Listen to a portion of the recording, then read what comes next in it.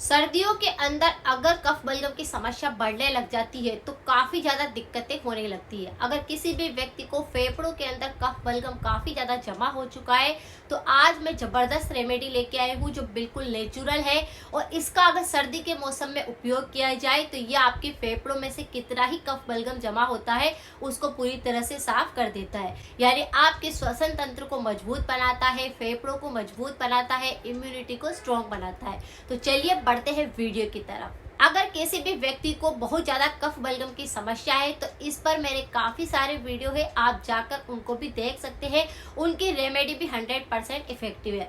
अगर किसी व्यक्ति को थ्रोट इन्फेक्शन बहुत ज्यादा होते हैं तो इस पर मेरे काफी सारे वीडियो है, उनको भी आप जरूर देखें। अगर किसी को भी गले में किसी भी प्रकार की समस्या हो रही है आपको 100% आराम मिलेगा। सबसे पहले बात करते हैं कि कफ बलगम किस तरह से जमने लगता है। अगर किसी भी व्यक्ति के अतिरिक्त तरल पदार्थ जो कि फेफड़ों के अंदर जमा होने लगता है और यही तरल पदार्थ बाद में कफ बलगम की समस्या को बढ़ा देता है, यानी ये गाढ़ा रूप ले लेता है, इसमें कलर चेंजेस होने लगते हैं, इसके अंदर बदबू आने लगती है, इस तरह से कफ बलगम जमता है।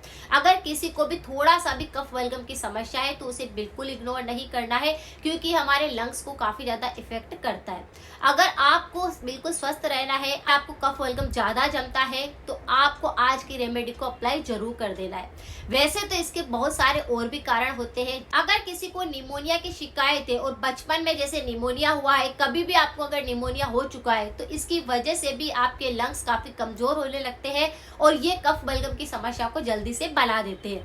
बैक्टीरिया का इन्फेक्शन अगर किसी को होता है तो भी कफ बलगम की समस्या जल्दी होने लगती है क्योंकि जो तरल पदार्थ होता है उसके अंदर बैक्टीरिया जमने लगते हैं, उसके अंदर वो पैदा होने लगते हैं और यही बैक्टीरिया आपके कफ बलगम की समस्या को इतना बढ़ा देते हैं कि इसके और भी कई लक्षण आपको दिखाई देते हैं। अगर किसी का बचपन में सर्दी जुकाम बिगड़ा हुआ होता है और बार बार एलर्जी होने लगती है, खाने का कुछ ऐसा सिस्टम होता है कि आपको एलर्जी होती है ऐसे पदार्थों से, तो भी आपको बार बार इस प्रकार से कफ बलगम जमने लगता है। सबसे पहले जो कफ बलगम की समस्या होगी वो नाक से शुरू होगी। नाक के अंदर थोड़ा सा सर्दी जुकाम लग जाएगा, बाद में ये गले तक पहुंच जाता है, बाद में यही संक्रमण आपके फेफड़ों को प्रभावित करता है। तो अगर आपके काफी ज्यादा फेफड़े कमजोर हो चुके हैं, आपकी चाहे कोई सी भी अवस्था है, आप आज के उपाय को करेंगे तो आपको इंस्टेंट आराम मिलना शुरू हो जाएगा। तो दोषों में से कफ को सबसे ज्यादा माना जाता है और तीनों दोषों के अंदर जो कफ की प्रकृति होती है ऐसे व्यक्तियों को और भी कई तरह के रोग घेरने लगते हैं।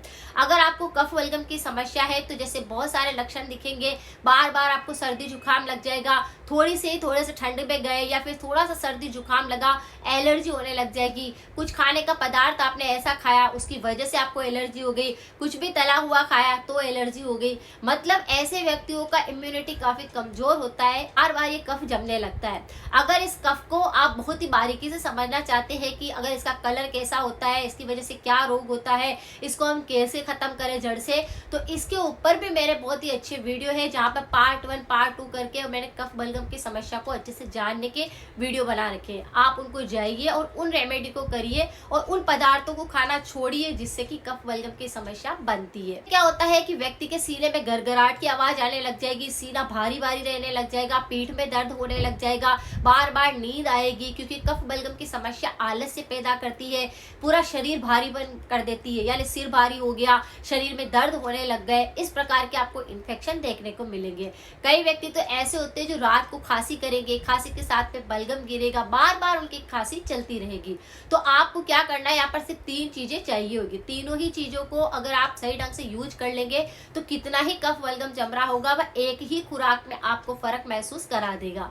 आपको क्या चाहिए, बड़ी इलायची। बड़ी इलायची जो कि हमारी रसोई के अंदर रखा हुआ एक ऐसा मसाला है जिसको कि हम कई तरह की दाल के अंदर डालते हैं, कढ़ी के अंदर डालते हैं या कोई सा ऐसा मिष्ठान बनाते हैं तो भी हम उसका प्रयोग करते हैं। काली जो बड़ी वाली इलायची आती है उसके अंदर अगर आप दानों को निकालोगे तो इतनी ज्यादा खुशबूदार वो दाने होते हैं और इतने ज्यादा उसके अंदर एंटीऑक्सीडेंट होते हैं नेचुरली कि वह हमारे शरीर में काफी सारी बीमारियों को ठीक करने में मदद करता है। लेकिन इस बड़ी इलायची की तासीर गर्म होने के कारण अगर इसका प्रयोग हम सर्दी के मौसम में करते हैं तो ये शरीर में ऊर्जा पैदा करती है, शरीर में गर्माहट लाती है, शरीर के सर्दी के जो रोग होते हैं उन पर अच्छे से काम करती है। अगर किसी का भी इम्यूनिटी काफी कमजोर हो चुका है, तो सर्दी के मौसम में इस बड़ी इलायची का सेवन करके आप असाध्य रोगों को, अनगिनत रोगों को बिल्कुल ठीक कर सकते हैं। आज हम बात कर रहे हैं जैसे कि बहुत ही ज़्यादा सर्दी जुकाम रहता है, बहुत ही ज़्यादा निमोनिया हो चुका है, आपके लंग्स इन्फेक्टेड हो चुके हैं, तो इसमें इसको किस तरह से लिया जाए जिससे कि आपको जल्दी आराम मिल जाए। तो यहाँ पर आपको बड़ी इलायची चाहिए होगी, एक इलायची के बीज आप ले लीजिए, उसका आप पाउडर बना लीजिए। जब आप उन्हें अच्छे से इस तरह से पीसेंगे, कूटेंगे तो उसका पाउडर तैयार हो जाएगा। उसी के साथ में 8 से 10 तुलसी के पत्ते चाहिए होंगे और 2 लौंग की आवश्यकता रहेगी। 1 गिलास पानी गर्म करने के लिए रखना है, 2 लौंग को आपको साबुत डाल देना है, 8 से 10 जो तुलसी के पत्ते आपने लिए हैं उनको डाल देना है, और इस इलायची का जो पाउडर आपने बनाया है, बड़ी इलायची काली वाली, उसका पाउडर आपको डाल देना है। यानी 1 इलायची का जितना पाउडर बना है उसे उसके अंदर ऐड कर देना है।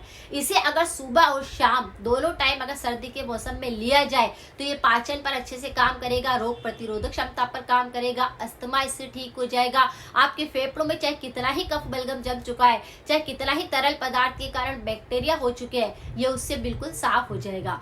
आप इस पानी को बना करके सुबह और शाम ले सकते हैं। अगर आपको बार बार एलर्जी होती है, बार बार आपको सर्दी जुकाम होता है, बार बार साइनस की दिक्कत होती है, या कफ बलगम आपको काफी ज्यादा परेशान करता है। कई वृद्ध व्यक्ति होते हैं जिनको कि कफ बलगम की समस्या के कारण रात भर नींद नहीं आती है, तो इसे रात को पीकर सो जाइए, रात भर नींद भी अच्छी आएगी। तो नींद नहीं आती है, शरीर के अंदर थकावट रहती है, उस पर भी अच्छे से काम करती है, तो आपको नींद भी काफी अच्छी आएगी, आपका दर्द भी खत्म हो जाएगा, आपके इम्यूनिटी को मजबूत कर देगा, आपके गले के इन्फेक्शन सही हो जाएंगे। और जिस किसी व्यक्ति के कफ बलगम की इतनी समस्या हो रही है कि बार बार कफ गिरता है, तो ये समस्या बिल्कुल ठीक हो जाएगी। सिर्फ एक उपाय है और आप इस पाउडर को लेना शुरू करेंगे तो आपको इंस्टेंट रिलीफ भी मिल जाएगा। लेकिन मैंने बताया है कि कोई से भी उपाय आप करो, परहेज बहुत ज्यादा जरूरी होता है। अगर आपको कफ बलगम की समस्या ज्यादा होती है तो आपको ऑयली फूड, चिकनी चीजें बिल्कुल नहीं खानी है। ये आपको क्या करता है, कफ बलगम को और ज्यादा बढ़ाता है। अगर आपके पाचन खराब होता है, तीनों दोष खराब होते हैं, कफ की समस्या बढ़ने लगती है, तो आपको पैकेट वाले आइटम नहीं खाने हैं, ऑयली चीजें बिल्कुल भी नहीं खानी है, कफ बढ़ने वाली चीजें भी आपको बिल्कुल नहीं खानी है। हो सके तो आपको गर्म पानी दिन भर के अंदर 1 या 2 बार जरूर लेना चाहिए। ये गर्म पानी भी हमारे शरीर के काफी सारे रोगों को ठीक करता है। जैसे शरीर में बहुत दर्द हो रहे हैं, सर्दी जुकाम हो गया है, शरीर में कमजोरी आ रही है, आपको बार बार जुकाम लग जाता है, पेट की कोई समस्या होती है, आंतों के अंदर अगर मल चिपका हुआ होता है, तो ये हमारे गर्म पानी भी हमारे शरीर की काफी सारी बीमारियों को ठीक करता है। तो आपको दिन के अंदर 1 या 2 बार गर्म पानी का सेवन भी करना चाहिए। इसी के साथ गर्म सूप ले सकते हैं, फाइबर वाली चीजें खा सकते हैं। ये सारे की सारी चीजें अगर आप करते हैं तो रेमेडी 100% वर्क करती है। और आप देखना आपकी कितना ही कफ बलगम होगा, इस उपाय को करने के बाद कोई दूसरा उपाय करने की आवश्यकता नहीं होगी, क्योंकि ये एक उपाय ही आपके शरीर के अनगिनत रोगों को ठीक करता है और कफ बलगम की समस्या को तो जड़ से साफ कर देगा। तो इस तरह से इन उपायों को आप कर सकते हैं। अगर आपको लगता है कि जानकारी कुछ यूजफुल रही है तो शेयर करें, सपोर्ट करें, कमेंट किया कीजिए कि आपको क्या फायदा हुआ, ताकि लोग अगर उन कमेंट को देखें तो वो उन रेमेडी को जल्दी अप्लाई कर सके। मिलते हैं फिर नेक्स्ट जानकारी के साथ में। Thank you so much.